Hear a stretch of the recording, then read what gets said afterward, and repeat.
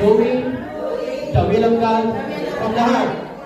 So, ano man ang ginagawa natin? Doing from the heart. Amen. Habang naglilinis ka ng bahay, habang nagwawalis ka, do it for the glory of God. From the heart. Amen? Alam nyo, pag ginagawa mo ang isang bagay, galing sa iyong puso, hindi ka madaling mapapagod at mag-give up.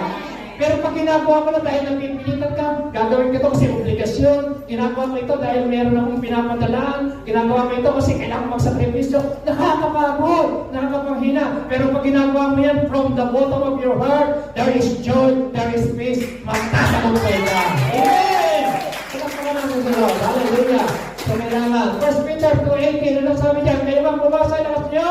Servant, be submissive to your master with all care, not only to the good and gentle, but also to the heart. Pastor, paano kung pangit na? So, mali ba na lang yung pinagagawa sa iyo ay alam mong salungat sa Word of God, huwag kang sumunod. Pero as long as you know, na alam mo na yung pinagagawa sa iyo, hindi kumokontra sa written Word of God, you have to submit to your master. Amen?